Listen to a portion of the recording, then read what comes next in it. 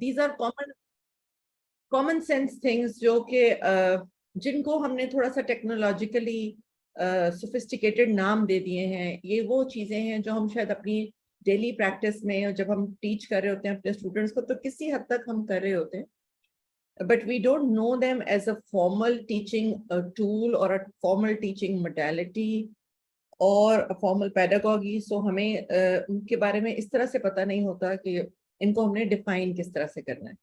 So medical education, I think, is more about like giving terminology to varied practices which we are already doing, and actually making it more sophisticated, more channeled, more structured, ताकि ये कि disparity जो है वो कम से कम हो. So आज हमने जो बात करनी है वो है diversity education in curriculum. आपकी इससे क्या अंडरस्टैंडिंग है? आज जैसे अब आप आ रहे थे तो आपका क्या ख्याल था कि हम क्या बात करेंगे? मैडम मतलब जैसे कि diversity, there are different types of students in every class, everyone has different experience और इंटरेस्ट, और for example in our class there is everyone with different background, so everyone has different thing to contribute to the class. So that is one thing. So इसको आप कैसे define करेंगे? ये क्या कैसा difference है? इसको आप क्या कहेंगे कि क्या डिफरेंस है ये आप लोगों में? Is it a difference in ability or difference? क्या है ये? Is there any name you can give to it? So you are talking about cultural differences, ठीक है? Right? So everybody is from a different cultural background. मैं वही बात कर रही हूँ कि चीजें वही हैं जो आप लोगों के माइंड में हैं, जो आपको पहले से पता है, पर सिर्फ उनको हमने नाम दिए हैं to make them more structured, to make them more sophisticated, और ताकि आप ज्यादा रिलेटेबल फॉर्म में समझा सकें. और किसी की क्या अंडरस्टैंडिंग है when we are talking about diversity education in curriculum?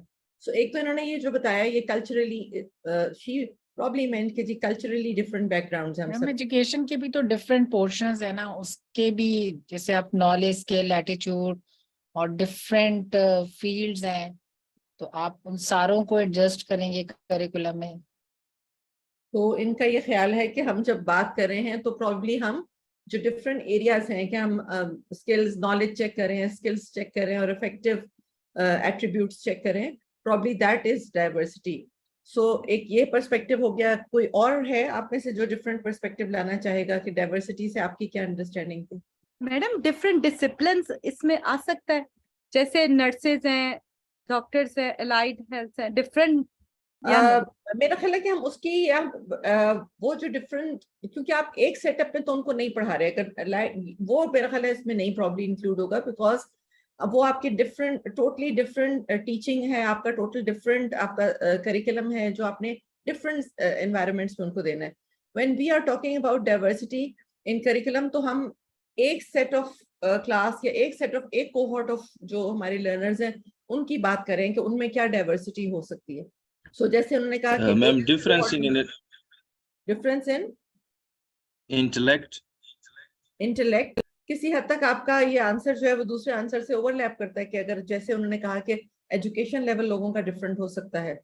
So obviously intellect और education are not synonymous, but there is a degree of overlap. Yes, so there can be different in intellect. इसको अगर हम इस तरह से कह दें कि there is a difference in abilities of the students to would that make more sense? क्योंकि intellect ज्यादा फिर आपके किसी हद तक आपकी educational grooming के साथ relate हो जाता है. But जब when we are talking about abilities, तो probably हम उसमें जो हमारे जिनमें कुछ disabilities हैं, ठीक है ना, जो limited learners हैं who are limited by one or the other disability, probably वो भी आ जाते हैं.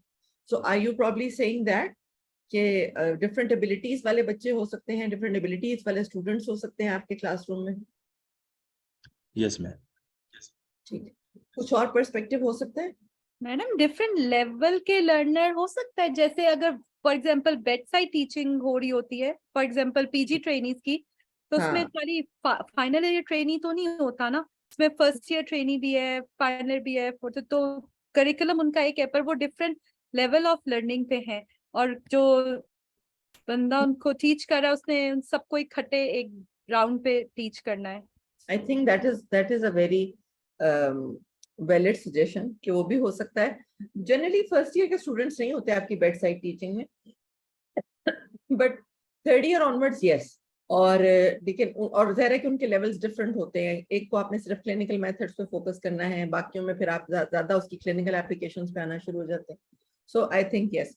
सो इसी तरह जब मुझे कल ये टॉपिक 2-4 दिन पहले जब मिला तो मैं इसको ब्रेनस्टॉर्म कर रही थी कि what are we going to address, you know, how are we going to address it, कि डाइवर्सिटी का मतलब क्या है, पहले हम डाइवर्सिटी को तो डिफाइन करें। सो डाइवर्सिटी आपके कोर्स मटेरियल की डाइवर्सिटी भी हो सकती है और डाइवर्सिटी आपके लर्नर्स की डाइवर्सिटी भी हो सकती है। ठीक है, आप लोगों ने जो मुझे बताई हैं अभी, जो आप लोगों ने सारे एस्पेक्ट्स बताए हैं वो बेसिकली लर्नर्स की डाइवर्सिटी थी। ये जो आपने डिफरेंट लेवल ऑफ क्लासेस कहे, शायद उसमें किसी हद तक कोर्स, मेरा ख्याल है वो सारे फिर भी हम लर्नर्स ग्रुप में ही लेके जा सकते हैं। सो एक डाइवर्सिटी ये भी है कि आप डिफरेंट तरीकों से अपना वही जो कंटेंट है वो उनके साथ शेयर करें।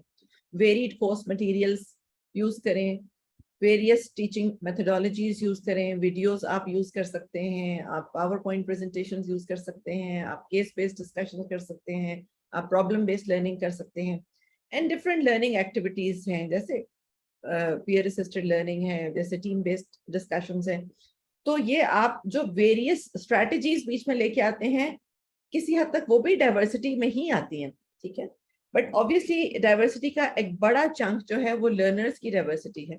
सो to accommodate a diverse group of students who have got a range of learning modalities, जो आपकी फिर ऊपर से नीचे आ रही हैं, उनकी एक्सेस भी डिफरेंट लर्निंग मोडालिटीज तक है। ठीक है, और एबिलिटीज, अब खासतौर पे जब हम जूम के ऊपर बैठ के जैसे हम बात कर रहे हैं, अगर आप एक फिजिकल क्लासरूम में बैठ के बात करें, प्रॉब्ली लर्निंग मोडालिटीज उनके पास इक्वल एक्सेस होना चाहिए उनको एक कॉलेज के एनवायरनमेंट में। बट जब आप इस तरह से बैठकर बात करें, अडल्ट लर्निंग की बात करें, तो जैसे आज है कि सिर्फ इंटरनेट का एक्सेस ही कुछ लोगों के पास लिमिटेड है, तो आपकी मोडालिटीज भी फर्क हो जाती हैं। फिर आपकी एबिलिटीज फर्क हैं। एबिलिटीज इंटेलेक्ट के लेवल पे भी हो सकती हैं और एबिलिटीज फिजिकल डिसेबिलिटीज भी हो सकती हैं। और फॉर एग्जांपल अगर कोई ब्लाइंड है, किसी को हेयरिंग डिसऑर्डर है, और इसी तरह अगर किसी को कोई लैंग्वेज प्रोसेसिंग डिसऑर्डर है, ठीक है, अगर इस तरह के 20 स्टूडेंट्स आपकी क्लास में, then students they have different background experiences. जो आपने सबसे पहली खातून ने, कुरतुलैन ने मेरा ख्याल कहा कि they can bring in their own different experiences। हर एक का एक डिफरेंट एक्सपीरियंस है। वो आपकी जो लर्निंग है वो शेप होती है based on what learning blocks you have already built in your mind through different experiences, और आप उसी के साथ उसके बॉन्ड्स बना के उसको लर्न करे होते हैं। And obviously then students also come from different cultures. आप एक क्लासरूम में हैं, आपके स्टूडेंट्स जो हैं वो हर प्रोविंस से हैं, बैठे हुए हैं। So they each of them is not just an individual, he brings in with him or herself a complete code of culture जो उसकी learning को shape करता है। So जब आप modalities की बात करते हैं तो modalities भी different हो सकती हैं। मिसाल के तौर पे आपने visual spatial learners हैं। अब हम सारे ही अगर आप देखें, आपको लगता है कि हम सारे visual spatial learners हैं? मैडम हम Yes, ma'am, to some extent. more than one type हो सकते, खाली विजुअल तो नहीं है। हाँ, खाली विजुअल लर्नर्स हम नहीं है, लेकिन जब हम विजुअल कंटेंट ऐड करते हैं अपनी टीचिंग मोडालिटीज में, तो हमारी जितनी सेंसरी इनपुट डिफरेंट वे तरीकों से ज्यादा होती है, उतनी हमारी लर्निंग एनहांस हो जाती है। And somehow visual connection makes it easier to, आप अगर किसी होटल में ही जाते हैं, आपको वहां का अगर वेटर आके आपको मेन्यू वर्बलाइज करना शुरू कर देता है कि जी ये भी है, ये भी है, ये भी है, probably it will take you much more time to process कि आपने क्या ऑर्डर करना है। लेकिन वही मेन्यू जब आपको एक मेन्यू कार्ड की फॉर्म में मिलता है, और उसके साथ कई दफा जैसे उन्होंने अक्सर कार्ड्स में उन्होंने साथ उस डिश की कोई एक आधी पिक्चर भी लगाई होती है।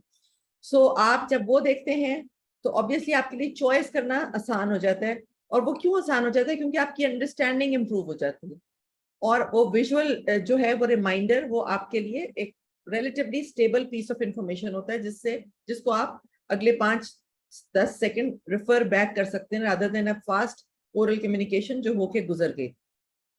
ठीक है, इसी तरह कुछ स्टूडेंट्स हैं जो पर्सनल लेवल पे सिर्फ लर्न करते हैं, इंडिविजुअल लर्नर्स हैं। ठीक है, कुछ स्टूडेंट्स हैं जो एक ग्रुप में लर्न करना पसंद करते हैं, जी हम ग्रुप डिस्कशन करते हैं, हम मिल के पढ़ते हैं, हम इकट्ठे बैठ के पढ़ते हैं, सो इंटरपर्सनल उनके लर्निंग मेथड्स हो सकते हैं। देयर आर स्टूडेंट्स जो चीजों को बहुत लॉजिकल तरीके से समझने की कोशिश करते हैं, and I think I am like that, यानी मुझे चीजें उस वक्त समझ आती हैं जब मुझे उनकी लॉजिक समझ आती है। So if I don't understand logic, it is difficult for me to make a sense out of it. Do you think you most of us are like that कि हमें logic चाहिए होती है चीजों के बीच में? Yes, madam. हाँ. So जो concrete pieces of information है वो process करना ज्यादा आसान होता है as compared to abstract concepts. Is it that? हाँ जी मैडम, ये मतलब कुछ लोग एब्स्ट्रैक्ट को भी तो अच्छे से absorb करते हैं. So again इसका मतलब है कि कुछ स्टूडेंट जो है उनकी एक फर्क तरह की थिंकिंग है, लिंग्विस्टिक है वो ज्यादा, और वो एब्स्ट्रैक्ट लैंग्वेज को भी बड़े अच्छे से एब्जॉर्ब करते हैं, ठीक है। देयर आर अदर्स जो म्यूजिकल जिनका है लर्निंग स्टाइल। अब आप देखेंगे कई दफा आप आपके स्टूडेंट्स में, आपके कोलीग्स या आपके, अच्छा आप कहेंगे कि जी शोर ना करो, म्यूजिक बंद कर दो, लेकिन they would put on headphones, साथ म्यूजिक लगा होगा कि मैं तो जब म्यूजिक लगा होता है मैं तभी पढ़ सकती हूँ। सो have you encountered such people? Madam जैसे वो अस्माउल हुस्ना है ना, ऐसे याद ही नहीं होते, पर अगर आप उसे राइम करके करें ना, उसे राइम करके करें तो आपको बहुत बेहतर से याद होते हैं। So again you bring in musical strategies इन, और सिमिलरली फिर बॉडी काइनेस्थेटिक चीजें। फॉर एग्जांपल जैसे आपने अब अगर क्लिनिकल मेथड किसी को सिखाने हैं तो you can't teach them verbally जब तक कि आप उन्हें फिजिकली और उसका टच नहीं देते, जब तक फिजिकली वो उसको परफॉर्म नहीं करते। सो यानी ये आपके लर्निंग स्टाइल्स हैं डिफरेंट, जो आपने जब आप किसी स्टूडेंट को या किसी ग्रुप ऑफ स्टूडेंट्स को पढ़ा रहे हैं तो आपने उन सबको साथ लेके चलना है, और आपने ये चीजें ज़हन में रखनी है कि ये डिफरेंट स्ट्रैटेजीज हैं जो आप यूज कर सकते हैं, जो हम आगे बात करेंगे। और आप जो आपने जो भी टीचिंग का मेथड डिवाइस करना है उसमें आपने ये चीज अपने ज़हन में रखनी है कि ये डिफरेंट तरीके हैं जिनसे कि आप उनकी लर्निंग के एक्सपीरियंस को इनरिच कर सकते हैं।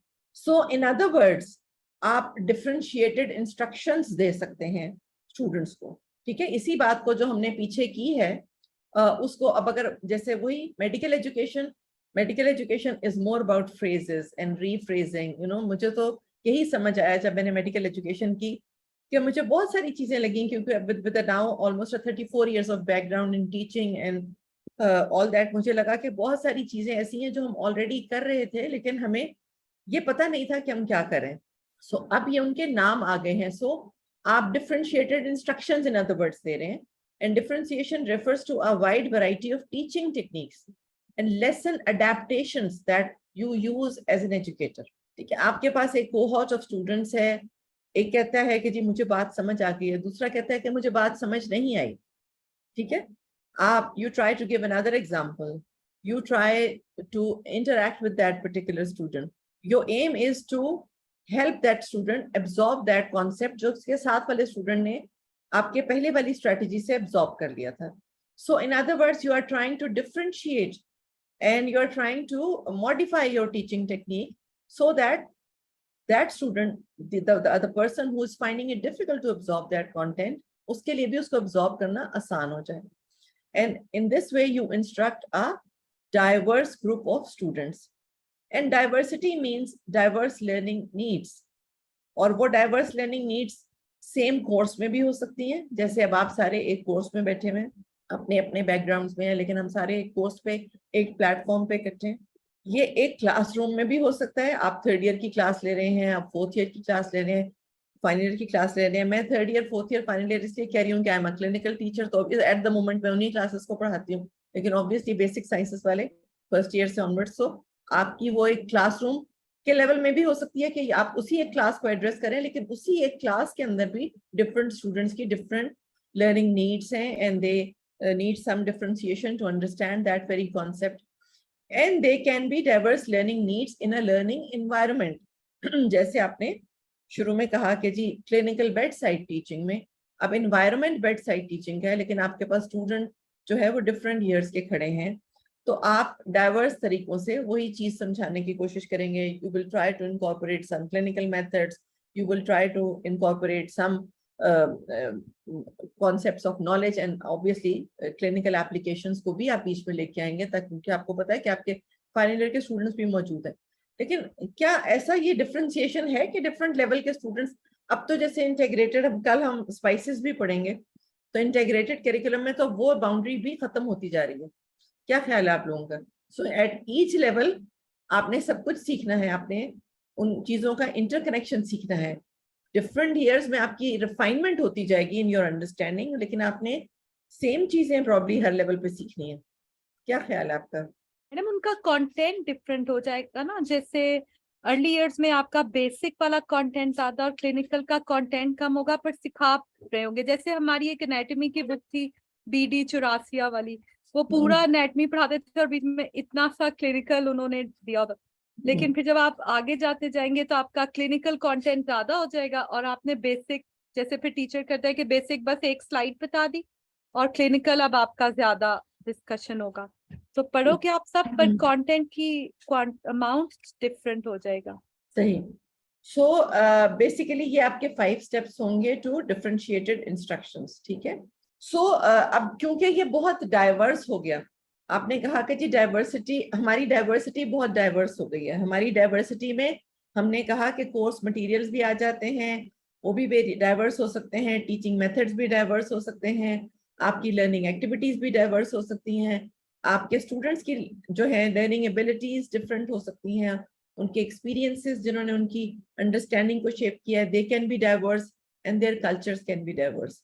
तो फिर हम एक टॉपिक में उन सारी डाइवर्सिटीज को कैसे एड्रेस करें? उसलिए मैंने सोचा कि हम इसको कल्चरली रिस्पॉन्सिव टीचिंग के ऊपर बेसिकली फोकस करेंगे, कि हम, क्योंकि this is probably the commonest thing, और ये सबसे पहले आप लोगों ने भी यहाँ पे कही कि जब आप एक क्लासरूम में होते हैं या जब आप एक क्लिनिकल सेटिंग में होते हैं और आपके पास एक ग्रुप ऑफ स्टूडेंट्स आता है, या जैसे अब इस प्लेटफॉर्म पे भी हम हैं, तो हमारे पास जो स्टूडेंट्स हैं they are from different cultural background. So disability वाला स्टूडेंट रिलेटिवली कम होगा, बाकी चीजों में रिलेटिवली कम होंगे, लेकिन कल्चरल डिफरेंसेस हमें हर ग्रुप में जरूर देखने को मिलेंगे। मेरा ख्याल था कि हम कल्चरल डाइवर्सिटी को रख के बेसिक फ्रेमवर्क, और हम ये समझने की कोशिश करें कि हम उसमें डाइवर्सिटी को कैसे एड्रेस करेंगे, so that our learners they gain the most out of it, and it's better for us to easier for us to understand as well कि what do we mean by diversity. So no single teaching approach will engage each student at once. ठीक है, कोई भी ऐसी strategy नहीं है। आप जितने भी अच्छे टीचर हो, आप अगर एक क्लासरूम में हैं और आप पढ़ा रहे हैं या आप बेड साइड टीचिंग कर रहे हैं, तो यू विल नॉट फाइंड कि 100% स्टूडेंट्स आपके साथ हो पोए में। उनमें से कुछ आपकी बात सुन रहे होंगे, कुछ थोड़े से उनका इंटरेस्ट होगा, थोड़ा नहीं भी होगा, और कुछ क्लास से उठ के निकल भी जाएंगे आपके सामने, कुछ नए आ भी रहे होंगे। सबको आप एक वक्त में एंगेज नहीं कर सकते, लेकिन आपका कॉन्सेप्ट ये है कि आप मैक्सिमल स्टूडेंट्स को एंगेज कर पाए, ठीक है। कल्चरली रिस्पॉन्सिव टीचिंग का मतलब ये है कि lessons appeal to diverse learners with distinct backgrounds, right. कोई आर्मी से है, कोई सिविल में पब्लिक सेक्टर से है, कोई सिविल में प्राइवेट सेक्टर से है, कोई एक डिफरेंट प्रोविंस से है। इन सब चीजों से आपकी जो है वो लर्निंग रीशेप होती है। कल्चरली रिस्पॉन्सिव टीचिंग में हम कंटेंट को लिंक करते हैं from delivery right till assessment with students contemporary cultures. आप उन्हें उनकी कल्चरली रेलेवेंट एग्जांपल्स देने की कोशिश करते हैं, ठीक है, so that it's easier for them to understand, to augment their understanding and responsiveness. Obviously जितनी अंडरस्टैंडिंग बेहतर होगी उतनी ही रिस्पॉन्सिवनेस बेहतर होगी। अगर अंडरस्टैंडिंग पुअर होगी तो वो आपको रिस्पॉन्ड भी उतने अच्छे से नहीं कर पाएंगे। This involves empowering students to share their thoughts. अब जैसे हम इस पे भी प्लेटफॉर्म पे आपस में इंटरेक्ट करते हैं कि आप अपना आइडिया इसमें ब्रिंग इन करें, and that is a mutual learning experience. When you are sharing your thoughts, I also pick on those things. You know, any teacher who is teaching you also picks on those things. So, ये interactive है. So we are learning from each other, and we integrate diverse work and study practices. So आप जब अपना experience you bring in your experience and you share that experience, तो हम diverse तरह के लोगों के काम से उसी बात को ज्यादा बेहतर तरीके से समझने की कोशिश करते हैं। और जब वो स्टूडेंट आपके साथ वो अपना कल्चरल थॉट शेयर कर रहा होता है, in that process you also understand better कि उस स्टूडेंट की लर्निंग नीड और स्टाइल क्या है. सो ऐसा नहीं है कि आप कॉन्क्रीटली पहले सिर्फ स्टाइल अंडरस्टैंड करें और बाद में सिर्फ डिलीवर करें, बल्कि during the process of delivery and during that process of interaction also you learn and you refine कि अच्छा आज मैं जब इन स्टूडेंट से इंटरेक्ट कर रही थी तो मुझे क्या इनमें बात समझ आई कि इनकी लर्निंग नीड क्या हो सकती है, एंड मे बी कि कल मैं जब आपके साथ बात करूं तो मैं उस कॉन्सेप्ट को ज़हन में रख के उसको मॉडिफाई करूं. And emulating culturally significant instruction styles such as oral story telling. आप में से कितने स्टोरी टेलिंग पे बिलीव करते हैं? मैडम सब भी करते हैं मेरे ख्याल में.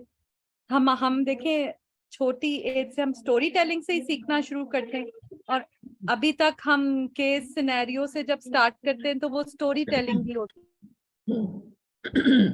और कोई आप में से बताना चाहेगा इसके बारे में? स्टोरी टेलिंग से आप काफी एंगेजमेंट स्टूडेंट्स की तो कैप्चर कर लेते हैं, और आप थोड़ा उनकी इंटरेस्ट यानी आप उनको गेन कर लेते हैं. सोए बच्चे भी होते हैं, वो भी थोड़ा एक्सपीरियंस शेयर स्टोरी टेलिंग से आपके साथ, मुझे लगता है इससे एंगेजमेंट बेहतर हो जाती है. किस किस्म की स्टोरीज आप जनरली शेयर करते हैं अपने स्टूडेंट्स के साथ? आप पर्सनल एक्सपीरियंस अपने प्रीवियस वो भी आप शेयर कर लेते हैं. उसके बाद उससे बहुत बच्चे एंगेज हो जाते हैं, क्योंकि क्लिनिकल आप अपने एक्सपीरियंस जब शेयर करते हैं या अपने सीनियर्स के टीचर्स के जो आपने सुने होते हैं. उसके अलावा आप केस सिनेरियोज थोड़ा सा इंटरेस्टिंग आप बीच में कर लेते हैं जो क्लिनिकल भी होते हैं, लेकिन थोड़ा सा कुछ एग्जांपल्स इस तरह की शेयर करके, यानी इंटरेस्टिंग मुझे लगता है एंगेजमेंट आप बेहतर कर लेते हैं. हाँ, वो उतना boring monotonous one sided teaching नहीं रह जाती, और आपको ये you start enjoying it as a joyful activity. You can relate with those examples जो आप different clinical scenarios उनके साथ सेट करते हैं, या अपना कोई particular, मिसाल के तौर पे I being a gynecologist, मैं गायनी की टर्म्स में ज्यादा बात करती हूँ. अगर आप उन्हें प्लेसेंटल अब्रप्शन पढ़ा रहे हैं और उसमें अगर आप उन्हें एक इंटरेस्टिंग केस सिनेरियो बता देते हैं जिसको आपने किस तरीके से डील किया था, पर्टिकुलर चैलेंजेस जो आपने उस वक्त बताए थे और उनमें किस तरह से डील किया, तो वो उनकी अंडरस्टैंडिंग का लेवल जो है वो बहुत बेहतर हो जाता है, and they find it easier to understand and it is easier to engage them. So culturally responsive teaching is a pedagogy which acknowledges and embraces student cultures, languages and experiences and relates them to classroom learning. So आप उनकी culture, उनके language, उनके experiences, अब उसके लिए बड़ा जरूरी है कि you are aware, you are yourself aware of various cultural backgrounds which are present in the classrooms. So हमें खुद पहले थोड़ा सा उनकी कल्चरल अवेयरनेस होगी तो वो ज़ाहिर है हम उनके साथ ज्यादा बेहतर रिलेट कर सकते हैं. मेरा ख्याल है कि I with a background of army, I've been posted to different stations, you know, in different provinces. I found it particularly helpful क्योंकि किसी हद तक मुझे थोड़ी पश्तो भी आती है, किसी हद तक मुझे पंजाबी भी बहुत, और you know I've been in Sindh, I've been in all the provinces, तो उस लिहाज से I find it particularly easy कि मैं लोगों के साथ connect कर पाऊँ, because I have some edge because of my job, previous job के मैं different cultures को exposed रही हूँ. So then if you understand their cultures, then you can act as facilitator of lessons which can resonate with each. ठीक है, अगर आप उन्हें पढ़ा रहे हैं खास चीज तो आपको समझ आ जाएगी कि जब आप जब आप NWFP में थे तो एक पठान कल्चर के पेशेंट का इसमें क्या कॉन्सेप्ट होता था और क्या पर्सपेक्टिव होता था, तो आप उस एस्पेक्ट से भी उसको बता सकते हैं, या एक पंजाबी का किस तरह से होगा. तो डिफरेंट कल्चर्स का अगर आपको खुद थोड़ा एक्सपोजर हो और थोड़ा एक्सपीरियंस हो या आपने पढ़ा हो उनके बारे में कम से कम, तो that is helpful. So because culturally responsive teaching requires a high level of cultural competence at your level and an intentional effort to learn about the backgrounds and the cultures. आपको cultures automatically समझ नहीं आती unless you have been either part of those cultures or you've got a good reading habit and you've read about those cultures. ठीक है, so अगर आपको थोड़ा सा कल्चर के बारे में पता होगा, only then you will be able to close the achievement gaps between students of different backgrounds and you will be able to address the inequities in your classroom. एक स्टूडेंट है वो A levels करके आया है और उसका एक बहुत डिफरेंट तरह का कॉन्सेप्ट है चीजें समझने का, उसका एक अंडरस्टैंडिंग लेवल बहुत डिफरेंट है। और एक स्टूडेंट है वो एक पब्लिक स्कूल से मैट्रिक या FSC करके आया है और उसका बहुत वाइडर एक्सपोजर नहीं है, लेकिन जाहिर है वो भी आपके क्लासरूम तक क्वालिफाई कर गया है, लेकिन उन दोनों का लर्निंग स्टाइल, उन दोनों का अंडरस्टैंडिंग स्टाइल बहुत डिफरेंट होगा। सो आपने उसको समझना है besides just their cultural difference. So then if you understand them and you talk to them in that way, it creates a stronger partnership with students by fostering a learning environment where they are represented clearly. So they should feel a part of that classroom rather than an alien who is trying to adjust in that atmosphere. So how many of you make a deliberate effort to understand cultures of your students? Have you ever tried to do so? जी madam, इसको हम address कर रहे हैं। जैसे आपने भी बात की कि O लेवल्स, FSC, उसके अलावा डिफरेंट बैकग्राउंड से आते हैं, तो हमारा जब इसको स्पेशली हम एड्रेस कर पाते हैं द स्मॉल ग्रुप डिस्कशन, जो हमारी वार्ड रोटेशन होती है, Exactly. उसमें हम अपने बैच को एड्रेस फर्स्ट सेकंड डे पे कर लेते हैं बच्चों की क्लास लेके। यानी अगर हमें लगता है कि कुछ बच्चों में बहुत क्रिएटिविटी है, वो खुद अच्छे लर्नर्स हैं, अगर हमें लगता है नहीं, तो हम उनको नोट्स प्रोवाइड करना शुरू कर देते हैं। फिर नोट्स के साथ यानी उनको फिर STL में उनको कहते हैं इनको रीड करो, फिर उनसे यानी फिर उसमें हम अपना स्टाइल को थोड़ा चेंज कर लेते हैं depending upon the learners. In the small group discussion में मुझे लगता है ये ज्यादा बेहतर एड्रेस हो जाता है, तो उसमें हम करते हैं। डॉक्टर सलमान, आप कुछ कहना चाहेंगे या डॉक्टर हिमायतुल्लाह इस बारे में? अस्सलाम वालेकुम मैम। वालेकुम सलाम। जी मैम, जिस तरह ये भी मिस पाकीज़ा ने भी बात की है, तो इसी तरह कुछ फॉरेन स्टूडेंट्स भी होते हैं हमारे पास, कुछ कैटेगरी है। I am teaching basic sciences in CMH, तो उसी तरह ये A लेवल O लेवल के ज्यादा बच्चे होते हैं, फिर मैट्रिक के। तो सबका लर्निंग स्टाइल जिसमें आपने बताया कि फर्क होता है। वो फॉरेन स्टूडेंट्स और कुछ A लेवल O लेवल और मैट्रिक के होते हैं, उनके काफी डिफिकल्टीज होती हैं उनके, वो आके बताते रहते हैं हमें।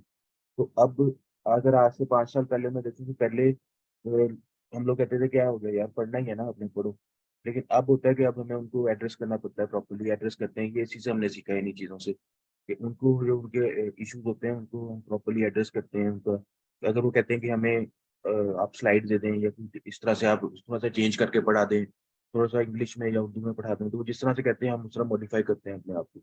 तो ये इसमें ये चीज़ें हैं हम लोग कर रहे हैं आजकल। मॉडिफिकेशन हो रही है टीचिंग स्टाइल की, वो हम कॉन्टिन्यूसली कर रहे हैं। हर रोज इवॉल्व हो रहा है ये जो टीचिंग स्टाइल है हमारा। ठीक है। ये डॉक्टर हिमायतुल्लाह थे कि डॉक्टर सलमान थे? Ma'am doctor Salman Khan. हिमायतुल्लाह, आपका क्या ख्याल है?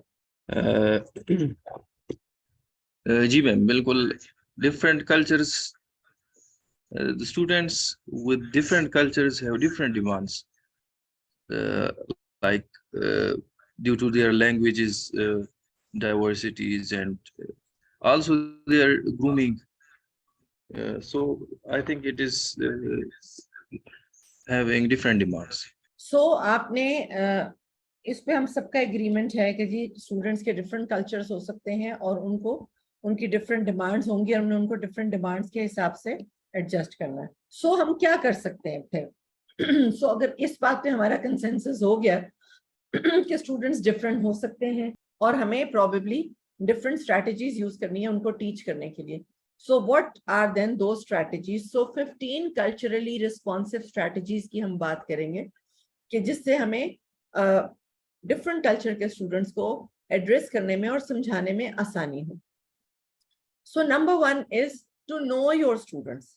ठीक है, आपको स्टूडेंट्स का पता ही नहीं होगा तो आप उनसे किस तरह से बात करेंगे? And knowing doesn't just mean के face to face interaction, it means deliberate efforts to know them. For example, distributing questionnaires, asking them about their interests, handing out surveys, and surveys hum kar sakte hain about information about their learning styles, and this can then form a good research paper those based on those surveys. So hold open discussions with them, aap unse baat kar sakte hain, or allow students to talk about their past positive experiences. So जब कोई student अपने past positive experiences share करता है आपके साथ, तब भी आपके लिए अंडरस्टैंड करना बेहतर होता है कि उसने किस पर्टिकुलर वे में बेहतर वो उस चीज को अंडरस्टैंड किया था या अब्सॉर्ब किया था। And then communicate openly to uncover their learning preferences. जब तक आप ओपन नहीं होंगे इन लिसनिंग टू देम और getting a feedback from them कि आपने किस तरह से पढ़ाया और वो कैसा सुनना चाहते हैं, तब तक probably you will not be able to know your students well, and then probably you will not be able to modify your teaching style. So आप जब ये effort put in करते हैं, then you try to adjust your teaching style to help them learn well. और जब students को भी ये लगता है कि you know you are trying to understand them, you are trying to make a connection with them, you are trying to hold discussions with them and understand their learning styles, they warm up to you. In other words, they start interacting with you. Otherwise, उन्हें ये लगता है कि probably आपका interest भी यही है कि आप आए, आपने कुछ डिलीवर किया और आप चले गए क्लासरूम से, और इतना ही कनेक्शन है आपका उनके साथ, और फिर वो भी जवाब में आपको उतने ही कनेक्शन के साथ रेसिप्रोकेट करते हैं. So when you try to connect to them, they try to connect to you better. ठीक है? So अभी तक मेरा नहीं ख्याल कि हम में से कोई बहुत ज्यादा ये करता है कि क्वेश्चनर्स डिस्ट्रीब्यूट करें, उनके इंटरेस्ट पूछे, सर्वेस करें. आप में से किसी ने कभी ऐसा कोई सर्वे किया? नहीं मैडम, करिकुलम में तो ओपन डिस्कशंस के बारे में क्या ख्याल है? मेरा ख्याल है ओपन डिस्कशंस तो खैर ज्यादा लोग शायद करते हैं. मैडम डिस्कशंस तो होती हैं, पर एज सच करिकुलम में कहीं भी ये कंसिडरेशन तो नहीं हुई ना, मतलब कहीं भी हर तरह के स्टूडेंट्स को कैसे करना है, एक ही चीज होती है और उसी को फॉलो करना है. एक ही लाठी से सबको हाँका जाता है, टू बी मोर एक्यूरेट. ठीक है ना? सो वो गलत है, और बेहतर ये है कि हम उनके साथ एटलीस्ट अगर हम क्वेश्चनर्स उनसे शुरू में डिस्ट्रीब्यूट कर देते हैं, और उस क्वेश्चनर में आप ये देखें कि अगर आपके पास 100 का बैच है तो शायद 80 का एक कॉमन लर्निंग स्टाइल होगा, लेकिन उसमें से 20 का कुछ ना कुछ डिफरेंस आएगा. सो अगर आप you will not have to learn about 100 different learning styles. Probably जब आप उस पूरे कोहॉर्ट को एनालाइज करेंगे तो यू विल फाइंड कि आपको 3-4 मॉडिफिकेशंस करनी है अपने पूरे. ठीक है, कुछ उसमें आपने विजुअल्स भी डालने हैं, कुछ आपने स्टोरी टेलिंग भी डालनी है, कुछ आपने केस बेस्ड डिस्कशंस भी डालनी है, and so that everybody feels empowered and everybody feels के उसकी लर्निंग नीड्स जो हैं they have been acknowledged, right? So number 2 strategy है कि you interview the students, directly interview करें. सो ये आप शॉर्ट ग्रुप, स्मॉल ग्रुप्स में कर सकते हैं, जैसे आपके क्लिनिकल है, और या जैसे आप डिफरेंट कमेटीज होती हैं, आपकी एक्स्ट्रा करिकुलर कमेटीज हैं कॉलेजेस में होती हैं, स्पोर्ट्स क्लब है, लिटरेरी सोसाइटी है. ठीक है, आपकी डिफरेंट तरह की जो है आपकी कमेटीज हैं, उसमें आप उनके साथ मेंटोर बन के लगे हुए हैं. सो वहां पे आपका उनके साथ 1-to-1 इंटरेक्शन ज्यादा हो रहा है, and then it helps you build a stronger understanding of students' values, habits, strengths and weaknesses, because you are individually connecting to them. ठीक है? You get to know their hobbies. और hobbies जब आप identify कर लेते हैं तो आपको ये भी पता चल जाता है कि अच्छा किस स्टूडेंट की क्या स्ट्रेंथ है. आपने एक एक्स्ट्रा करिकुलर कमेटी बनानी है तो आपने उसको कहाँ डालना है. ठीक है, आप उसको किस जगह पे फिट कर सकते हैं जहाँ पे ही कैन शाइन. किसी का आर्ट वर्क बहुत अच्छा है तो उसको आप उसमें डाल सकते हैं. किसी के अंदर रिसर्च के टेंटिकल ज्यादा बेहतर है तो आप उस कमेटी में डाल सकते हैं. So their favourite lessons and their activities, and you capitalise on them. You stop comparing one student with the other कि वो तो बहुत अच्छा भागता है, आप बहुत अच्छा भाग नहीं सकते. वो तो बहुत अच्छा बोलता है, आप उतना अच्छा बोल नहीं सकते. सो यू आइडेंटिफाई कि उसकी इंडिविजुअल स्ट्रेंथ क्या है और आप उसको उस एरिया में शाइन करने का मौका दें. सो दैट ही और शी ऑल्सो फील्स एम्पावर्ड कि मुझे भी किसी एक जगह पे शाइन करने का मौका मिल रहा है. सो इन दैट वे वो आपके साथ ज्यादा बेहतर कनेक्ट कर सकेगा. And that is the reason कि एक होम टीचर का कॉन्सेप्ट होता है. सो डिफरेंट सब्जेक्ट टीचर्स तो होते हैं, पर एक होम टीचर भी होता है. जो होम टीचर, जो ये ज्यादा कॉन्सेप्ट स्कूल्स में है, लेकिन मुझे लगता है कि कॉलेज के लेवल पे भी होना चाहिए, क्योंकि अदरवाइज एक सब्जेक्ट, एक डिसिप्लिन का टीचर आता है, वो अपना डिसिप्लिन डिलीवर करता है, वो चला जाता है, उसका पूरी क्लास के साथ उस तरह से कनेक्शन शायद नहीं होता. सो अगर एक वहां पे भी हम एक इंचार्ज रख दें, जैसे 3rd ईयर का एक फैकल्टी इंचार्ज हो, जैसे हमारे यहाँ हम शालामार हॉस्पिटल में ही करते हैं कि जी एक 3rd ईयर का फोकल रिसोर्स पर्सन है, 4th ईयर का फोकल रिसोर्स पर्सन है, from the very same clinical faculty, लेकिन उसके पास वो सारी स्ट्रेंथ्स और वीकनेसेस एक जगह पूल होके आती हैं, एंड देन ही और she can dish out that information to other faculty members so that they can capitalize on that. Then kind of exercises which help them remember the lessons and improve the skills. Identify themes and preferences. So आप हर student को एक एक करके अलग अलग पढ़ा नहीं सकते. ठीक है ना, you have your own technical limitations, लेकिन आपने थीम्स आइडेंटिफाई करने हैं कि जी जनरली आपकी क्लास में 2-3 मेजर थीम्स क्या हैं। सो जब आप नेक्स्ट टाइम जाते हैं तो आप उन 2-3 थीम्स की बेसिस पे अपनी टीचिंग को अडेप्ट करने की कोशिश करते हैं, and you try to relate content to their interests, deliver lessons which appeal to their shared strengths. ठीक है, सो इसके बारे में अगर कुछ क्वेश्चन है तो आप मुझे बताएं, वरना फिर हम आगे चलते हैं। Then you integrate relevant context. ठीक है, so create culturally relevant word problems. So culturally relevant word problem भी होना बहुत जरूरी है। फॉर एग्जाम्पल, आप को जब आप केस बेस्ड सिनेरियोस भी देखते हैं तो बहुत कम लोग हैं हमारे जो ओरिजिनल केस सिनेरियोस बनाते हैं। ज्यादातर क्या होगा कि टीचर्स भी उठा के नेट से पुराना कोई केस सिनेरियो जो किसी और ने डाला हुआ है, किसी ऑस्ट्रेलियन टीचर ने डाला हुआ है, किसी यूके की टीचर ने डाला हुआ है, किसी अमेरिकन टीचर ने डाला हुआ है, आप वही वर्ड प्रॉब्लम उठा के डाल देते हैं। So it is very difficult to understand that. ठीक है, अगर आप देखें, अब मेरा ख्याल है हम में से कई लोग आगे से अपने बच्चों को भी पढ़ा रहे हैं, और आप देखें कि जब हम अपने बच्चों को पढ़ा रहे होते हैं, अब अमेरिकन हाई स्कूल में बच्चे हैं, आईबी में हैं, ओ लेवल्स ए लेवल्स में हैं, उनकी सारी एग्जांपल्स और सारे कॉन्टेक्स्ट उनकी कल्चर से रिलेटेड हैं। आप इंग्लिश का एक पैसेज पढ़ रहे हैं तो वो उनकी कल्चर से रिलेटेड है। ठीक है, आपको बेसिकली उस बात की पहले समझने से पहले वो समझना पड़ता है कि ये किस कल्चर के बारे में बात हो रही है। सो आपका उसमें challenge is not just to understand the subject, you are trying first to understand that cultural context as well. So जब हम उसे अपना प्रॉब्लम, अपने epidemiology, अपने केस बेस्ड डिस्कशन पे, तो then the challenge is only to understand the clinical scenario or the medical application, not understanding the cultural context first. ये आप लोगों ने कभी एक्सपीरियंस किया? जी मैम, बिल्कुल सही कह रही हैं। ठीक है, क्योंकि आप उठाते हैं एक बाहर का कॉन्सेप्ट और उसको बिल्कुल एज इट इज डाल देते हैं। ठीक है, Mrs XYZ presents to you in an OPD and she has been referred to you by her GP। अब आप सोचते हैं कि यहाँ पे तो GP है ही कोई नहीं। ठीक है, हमारे स्टूडेंट्स जब बाहर के एग्जाम्स के लिए अप्लाई कर रहे होते हैं तो उस वक्त तो उनके लिए वो पढ़ना रिक्वायरमेंट है। ठीक है, अगर एक बंदा USMLE कर रहा है या एक बंदा यूके के किसी एग्जाम के लिए अपियर हो रहा है और वहां के लिए वो अप्लाई कर रहा है, MRCOG कर रहा है, तब तो उसको वो समझना जरूरी है। लेकिन जब वो FCPS कर रहा है तो उसके पास कल्चरली रेलेवेंट मटेरियल हमारा क्यों नहीं होना चाहिए? क्योंकि जब वो ये समझ रहा है तो ज़ाहिर है उसके लिए उससे कनेक्ट करना, उसको अंडरस्टैंड करना ज्यादा आसान हो जाएगा। Then he or she will be focusing on that clinical scenario rather than understanding first the context कि अच्छा GP क्या है, फलां क्या है, clinical governance क्या है। समझ रहे हैं मेरी बात? So you link to the student's interest and then you refer to diverse cultures such as, for example, आप उन्हें बात करते हैं referring to the diameter of a specific ethnic food platter।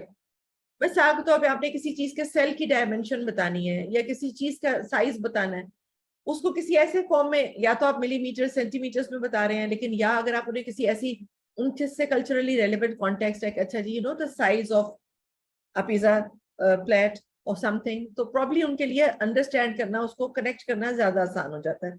It will help establish a culturally responsive classroom. It engages students more than by using abstract questions. ठीक है, आपने बहुत abstract topic डाल दिया, पहले बात ही समझना मुश्किल हो जाती है। अभी अगर आप बच्चों को पढ़ा रहे हो, अगर मैं अपने बच्चों को जैसे पढ़ा रही होती हूँ, बेटे को उसके अच्छा इंग्लिश का आता है स्कूल से, अब वो आएगा किसी बहुत डिफिकल्ट कॉन्टेक्स्ट के बारे में कि जी ये USA का जो एक इलेक्शन कैंपेन थी उसके बारे में, आप पहले तो आपको वो खुद कॉन्टेक्स्ट समझना पड़ता है। So you get to know कि यार ये इंग्लिश इतनी नहीं है, इसमें पहले तो आपको वो बात का कॉन्टेक्स्ट समझना है। ओके, रेशियल डिस्क्रिमिनेशन है तो पहले आपने उस रेशियल डिस्क्रिमिनेशन को समझना है, फिर आपने आगे बात करनी है उसके बारे में।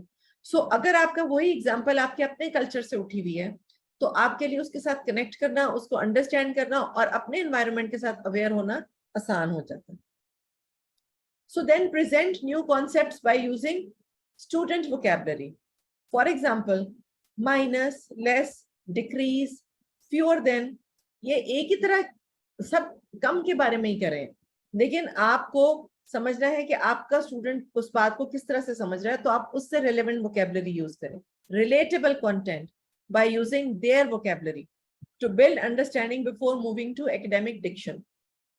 आप ये देखें कि आप किसी जगह जाएंगे और आप किसी पेशेंट से भी जब बात कर रहे होते हैं, एक पठान मरीज आया है, आप उसे पश्तो में पूछ लेंगे कि नो सिंगे कैसा हाल है, अच्छा वो एकदम से आपके साथ ईज आउट हो जाएगा, एकदम से उसको लगेगा कि ओके ही और she can connect to you easier. आप पंजाबी में एक मरीज से बात करते हैं, वो आपके पास आता है, आप उससे पंजाबी में बात शुरू करते हैं, जी की हाल है थोड़ा, इमीडिएटली दैट वो जो एक इनिशियल बैरियर होता है फियर ऑफ अननोन, वो आपका मिटिगेट हो जाता है. And the same applies to the students. So अगर आप उनके साथ बात करें, आप उनसे उनकी वोकेबलरी में बात करें, तो it becomes easier to understand. और अभी आजकल के जमाने में तो मुझे लगता है उनकी कंप्यूटर वोकेबलरी अंडरस्टैंड करना भी बड़ा जरूरी है. Lol and you know PS and all that stuff you need to know. मुझे ये लगता है कि you just can't hide it. आपने उनके साथ जब कनेक्ट करना है, आपने बाद में उनको रीशेप करना है. आप उन्हें बताएं कि you know this is the word which is to be used, this is the word which is not to be used.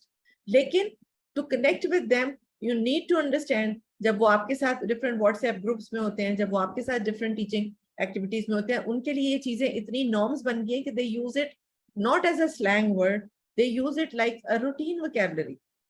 So have you experienced this? हाँ जी मैडम, जैसे अगर हमने पढ़ाना है मिडविफरी स्टूडेंट्स के लिए डिफरेंट तरीके से पढ़ाना पड़ता है और एमबीबीएस को डिफरेंट तरीके से. उनके लिए आपको बहुत सिंपल तरह की लैंग्वेज यूज करनी पड़ती है, या कई दफा मेडिकल टर्म्स नहीं भी यूज करनी पड़ती हैं. हाँ हाँ बिल्कुल ठीक है ना. अब आप बिल्कुल, ये बहुत ही अच्छी एग्जांपल इन्होंने दी है कि आपने वही, आपके मिडविफरी स्टूडेंट्स ने भी वही पेशेंट डील करना है, आपके डॉक्टर्स ने भी वही पेशेंट डील करना है, लेकिन आपको वहां पे लैंग्वेज, या आपके जो अलाइड हेल्थ स्टाफ है उनके लिए, सो आपको वही उसी बीमारी के पेशेंट को उसने किस तरह एड्रेस करना है, आपको उनके लेवल पे, उनके अंडरस्टैंडिंग लेवल पे आके उनको वो बात समझानी पड़ती है और वोकैबुलरी को उसी तरह से सॉफ्टन करना पड़ता है. So engage students while doing so. आप अगर उनसे साथ साथ बीच में इंटरेक्ट करते रहते हैं तो किसी हद तक आपको आइडिया होता जाता है कि where you are you know maintaining the pace और where you are losing contact with them. And then bring in guest speakers. So guest speakers का कोई कल्चर है आप लोगों के इदारे में, और आप में से किसी को लगता है कि गेस्ट स्पीकर्स के आने का कोई फायदा होता है? हाँ जी मैडम, जी जी, कुछ जैसे फॉर एग्जांपल अब हम लोगों ने एक मेंस्ट्रुअल हाइजीन डे के तौर पे एक सेशन करना है. अब स्टूडेंट्स को जो हमने पढ़ाना है, अब हमने गेस्ट स्पीकर बुलाए जो उनको थोड़ा सा रिलीजियस कॉन्टेक्स्ट में भी चीजें बताएंगे, डिफरेंट चीज समझाएंगे. तो यानी कि गेस्ट स्पीकर का फायदा होता है, वो डिफरेंट कॉन्टेक्स्ट समझा लेते हैं. और इससे डाइवर्सिटी क्रिएट होती है. सो देखिए, इससे क्या होगा कि it brings context and passion to the routine lessons. ठीक है, आप वही बात जब पढ़ा रहे हैं तो वो सिर्फ एक टॉपिक लगती है या एक लेक्चर लगता है, एक बोरिंग लेक्चर लगता है, लेकिन जब उसी से आप उससे रिलेटेड किसी एक्सपर्ट को बुला लेते हैं उस फील्ड से, तो स्टूडेंट्स को लगता है कि अब आप वो स्टूडेंट उस बंदे के विविड नैरेटिव्स के साथ, उसके एक्सपीरियंसेस के साथ ज्यादा बेहतर कनेक्ट कर सकता है. और फिर अगर उस बंदे का उस पर्टिकुलर फील्ड में ज्यादा इंटरेस्ट है, जैसे इन्होंने भी कहा कि रिलीजियस स्कॉलर्स को हम बुला लेते हैं, तो वो कई क्वेश्चंस को बेहतर आंसर कर सकता है. फॉर एग्जांपल, अगर आप अबॉर्शन हेल्थ केयर के बारे में ही बात करें पेशेंट से, और अगर आपने एक रिलीजियस स्कॉलर को इनवाइट किया है, तो प्रॉब्ली कई स्टूडेंट्स के आप उससे रिलेटेड सवालों का उतना अच्छा जवाब शायद ना दे पाए जो कि वो रिलीजियस स्कॉलर उनको एड्रेस कर सकता है. So students are encouraged to work harder when they share a background with the educator. And diverse guest speakers inherently engage and motivate students who share a culture with them. ठीक है, सो आपको training opportunities मिलती हैं, और उसके अलावा आपको जो है टीम वर्क और कोऑपरेशन आपको पता चलता है, और उसके अलावा आपका वाइडर एक्सपोजर होता है आपके इंस्टीट्यूशन का बाहर के लोगों को, और बाहर के लोगों को आपके इंस्टीट्यूशन की स्ट्रेंथ्स और वीकनेसेस पता चलती हैं. So there are so many advantages of bringing in guest speakers. So deliver different form of contents through different learning stations. अब ये उसी तरह जैसे हम OSPs और OSCEs या OSATs कर रहे हैं.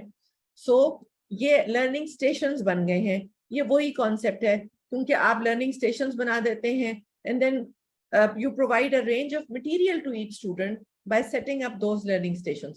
उसका फायदा क्या होता है कि हर स्टूडेंट को वही सेट ऑफ एक्टिविटी मिलता है एंड यू इंश्योर कि हर स्टूडेंट उस लर्निंग एक्टिविटी को एक्सपोज हुआ है. And use a unique method of teaching a skill और कॉन्सेप्ट एट ईच स्टेशन. किसी पे आपने केस बेस्ड सिनेरियो रख दिया है, किसी पे आपने स्किल डेमोन्स्ट्रेशन रख दी है, किसी पे आपने काउंसलिंग स्किल रख दिया है, किसी पे आपने जो है क्रिटिकल अप्रेजल रख दिया है किसी आर्टिकल का. सो आप इस तरह से डिफरेंट क्रिएटिव स्टेशंस क्रिएट कर सकते हैं. एंड फॉर एग्जांपल आपने किसी पे एक छोटी वीडियो का क्लिप रख दिया है कि you watch and you respond, और यू रीड एन आर्टिकल और and you analyse and you listen to you while you are teaching, and after going through each session you can have a class discussion or assign questions to answer. So when I'm talking about these stations, I'm not talking about these stations just at the level of assessment. अगर हमने assessment इनमें करनी है तो जरूरी है कि हमारी teaching में भी ये stations incorporate हो. So अगर हमें लगता है कि assessment के point of view से जरूरी है, हमने पढ़ा है कि assessment drives learning, तो जब स्टूडेंट्स को पता है कि असेसमेंट उसी तरह से होनी है तो आपको वही एक्टिविटीज अपनी टीचिंग में भी लेकर आनी चाहिए. ऐसा नहीं होना चाहिए कि टीचिंग सिर्फ एक लेक्चर की फॉर्म में हो और ये स्टेशंस जो हैं वो पहली दफा अपनी असेसमेंट में एनकाउंटर करें. So do you think you agree with me on that? Yes ma'am, बिल्कुल. ठीक है. अच्छा, फिर आप गेमिफाई कर सकते हैं लेसन्स को. How many of you have heard about Kahoot और क्विज और क्विजलेट? Yes, ma'am. मैंने Are सबने very हाँ जी सुना effective है. too. Yes, ma'am. आप में से किसी ने सुना है Kahoot के बारे में, क्विजलेट के बारे में या क्विजेस के बारे में? Yes, ma'am. हाँ. सो अगर आप देखें, आप अगर Kahoot पे चले जाएं and you start putting in simple चीजें, सेलुलर रेस्पिरेशन फॉर एग्जांपल आप डाल दें. It is technically so difficult to teach them cellular respiration. Aerobic respiration कैसे है, एनारोबिक रेस्पिरेशन कैसे है, और ह्यूमन बीइंग्स में क्या डिफरेंस है. तो अगर आप Kahoot पे चले जाते हैं और उसमें उन्होंने इतने अच्छे तरीके से, डिफरेंट लोगों ने, हमारे जैसे टीचर्स नहीं, उस पे वो एक्टिविटीज डिजाइन की हुई हैं, कई तो स्टूडेंट्स ने खुद डिजाइन की हुई है. And when students learn them they actually engage, क्योंकि वो आपको बात समझनी पड़ती है, फिर आपको सवाल का जवाब देना पड़ता है. And then that you can replay it again and again, and then that Kahoot can be scored by the teacher. आप immediately उनको क्लास में उसका फीडबैक दे सकते हैं. So अगर आपने क्लास में उसको Kahoot बेस एक्टिविटी को, फॉर एग्जांपल आपने एक डिफिकल्ट बायोकेमिस्ट्री का कॉन्सेप्ट पढ़ाया है और आप उसकी बेस पे एक Kahoot उनको करने को देते हैं, तो इमीडिएटली उसके बाद वो उसमें रिजल्ट्स पे डिस्प्ले हो जाते हैं कि कौन सा स्टूडेंट्स में फर्स्ट आया, कौन सा स्टूडेंट सेकंड आया, कौन सा स्टूडेंट थर्ड आया, स्कोर कितना था. ठीक है. और आप उसे रिप्ले कर सकते हैं and then you can share that link with them to practice later on as well. So उससे उनकी अंडरस्टैंडिंग भी बेहतर होती है. डिस्क्रीट अंडरस्टैंडिंग, जो आपका खाली लेक्चर सुनने के बाद और घर जाके शायद उन्हें वो बात उतनी समझ ना आई हो, उन्हें वो बायोकेमिस्ट्री के कॉन्सेप्ट उतनी डिटेल से ना समझ आए हो, या वो फिजियोलॉजी के कॉन्सेप्ट या वो एनाटॉमी के कॉन्सेप्ट उस तरह से ना समझ आए हो, लेकिन जब आप उसकी बेस पे एक क्विजलेट उनको कहते हैं कि वो अटेम्प्ट करें. So we have conducted studies in our institution and we have found that our students have done very well on that. So gamify अगर आप करते हैं अपने lessons को, और इसी तरह अगर आप इन्हें इंस्ट्रक्शन मैनुअल दे देते हैं, फॉर एग्जांपल ये भी मुझे था कि आप उन्हें एक प्रोजेक्ट देते हैं और उसके रूब्रिक्स साथ दे देते हैं. रूब्रिक्स आप उन्हें दे दें कि जी इस बेसिस पे आपकी स्कोरिंग होगी. सो व्हेन दे नो कि किस बेसिस पे स्कोरिंग होगी, और वो स्कोर जो है वो आप डिफाइन करते हैं बेस्ड ऑन के कौन से एरियाज वाइटल हैं जो उन्हें लर्न करने बहुत जरूरी है, तो ज़ाहिर है वो उसी एरिया पे ज्यादा फोकस भी करते हैं और उनकी अंडरस्टैंडिंग उन क्लिनिकली सिग्निफिकेंट एरियाज में बेहतर होती है. देन आजकल की तो मीडिया की पावर को आप बिल्कुल अंडरमाइन कर ही नहीं सकते. आज भी अभी एशिया ओशियाना फेडरेशन की ऑब्स्टेट्रिक्स एंड गायनी की कॉन्फ्रेंस हो रही है, और उसमें आज जो उन्होंने पेपर प्रेजेंट किया उसमें उन्होंने यही कहा कि सोशल मीडिया इतना पावरफुल हो चुका है कि बहुत कम लोग जो हैं वो अब आपकी टेक्निकल गुफ्तगू को आके सुन रहे होते हैं. ज्यादातर टिकटॉकर्स और चिट चैट इन्हीं चीजों पे से लोग इंफॉर्मेशन ले रहे होते हैं. And that applies to our students as well. बहुत सारे स्टूडेंट्स आपकी क्लास में नहीं आ रहे होते और वो कहते हैं कि जी ये चीजें हमें सोशल मीडिया पे मिल जाएंगी, हम इसकी एक यूट्यूब वॉच कर लेंगे, हमें उस पर पता चल जाएगा। सो व्हाई नॉट कि उसमें से जो रेलेवेंट कंटेंट है वो आप खुद उठाएं और उनके साथ शेयर करें, या आप एक अच्छा कंटेंट खुद डिजाइन करें और फिर वो उनके साथ जो है वो शेयर करें। So students process content more effectively when their cultures and languages have place in the curriculum. We use media and movies which positively depict a range of cultures and they are relevant to the topic as well. So we can use different medias to boost their engagement levels. So number 10 ये है कि आप students को free study time जो देते हैं वो भी वो different तरीकों से utilize कर सकते हैं।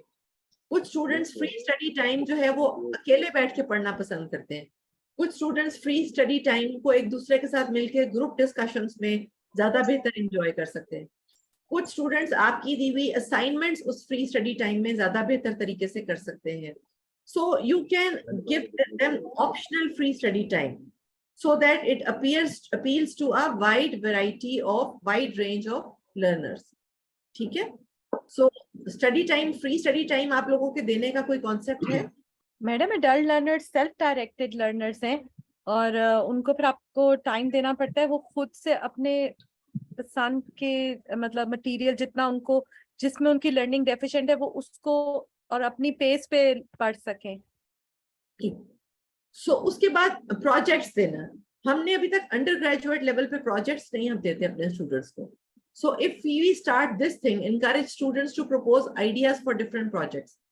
बहुत सारे अब हमारे अपने मुल्क में बहुत सारे, अब जैसे आगा खान यूनिवर्सिटी है, they engage students in different research projects.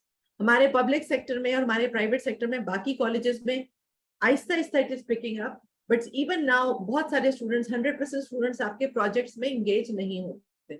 So we can help them engage in those projects, उनसे उनका प्रोजेक्ट मांग सकते हैं, उनके प्रपोज्ड आइडियाज मांग सकते हैं। We can sort of refine their project ideas. जब वो आपसे project ideas share करते हैं तो आप उनके साथ discuss कर सकते हैं कि किस तरह से उन projects को बेहतर किया जा सकता है, technically उनको कैसे improve किया जा सकता है। और अगर किसी student की ऐसी capacity नहीं है तो you can give them a list of options. आपने कोई research projects अपने mind में रखे हुए हैं तो you can give them a list of options के जिसमें से वो देख सकते हैं कि कौन सा उनके साथ ज्यादा resonate कर रहा है, उनकी कल्चरल बैकग्राउंड के साथ ज्यादा रेजोनेट कर रहे हैं। और जब वो आपके साथ इंटरैक्ट कर रहे हैं तो उस वक्त कई दफा आपको नए आइडियाज भी मिल जाते हैं। मे बी कि आपने you started with an idea of 10 या 5 प्रपोजल्स, लेकिन जब आपने उनके साथ इंटरैक्ट किया, they brought in a new perspective and you thought कि this is also a good idea and this can also be incorporated. So project sharing जो है that is very important. Then experiment with peer teaching.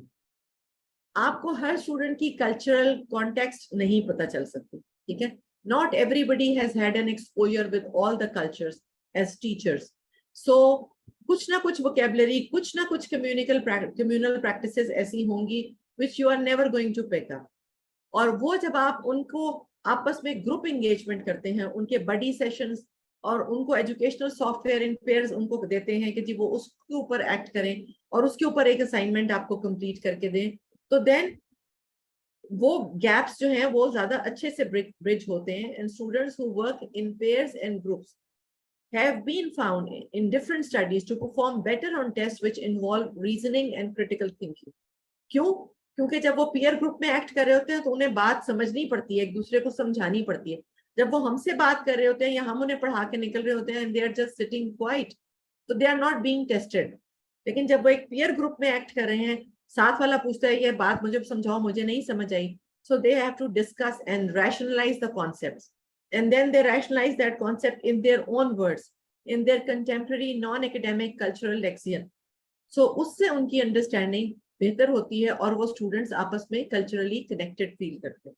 So cooperative based groups create करना कि आप, this is from cooperative learning pedagogy which allows students to regularly learn and process the content together.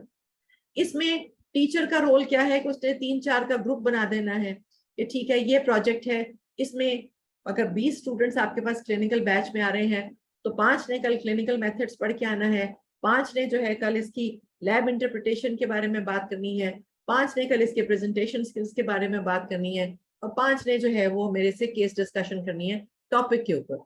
So you create a group of 3 or 4, you schedule the meeting times, you detail agendas for them so that वो आपस में communicate करें और meanwhile जब अगले दिन वो interact करें तो they fill the knowledge gaps.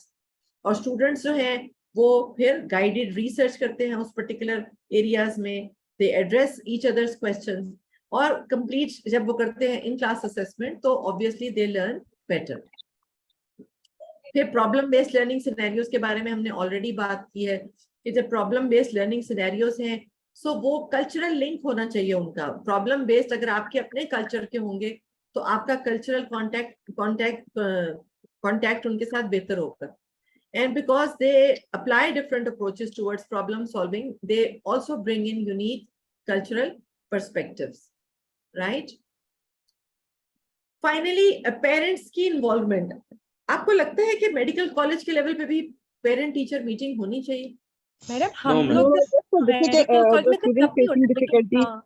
Ji For the उससे बात student करो. facing difficulty, it is a worthwhile idea to involve the parents. so why कि हम स्कूल्स के लेवल तक तो करते हैं पेरेंट टीचर मीटिंग और उसके बाद we suddenly stop completely. So I think it is an important idea कि आप पेरेंट्स को ऑन बोर्ड रखें कि किस जगह पे उनके बच्चे को प्रॉब्लम हो रही है, how you can help the child or the student to get adapted to that, overcome that difficulty, so that they are also on board because they are important stakeholders in this entire process, right? So finally, so we are ending here. So final thoughts about culturally relevant pedagogy. Teaching practices reflect and embrace the differences. They help you engage the students. They allow making personal connections with the content. They allow greater investment of the student, more rigor and motivation on their part, and a happier, focused classroom.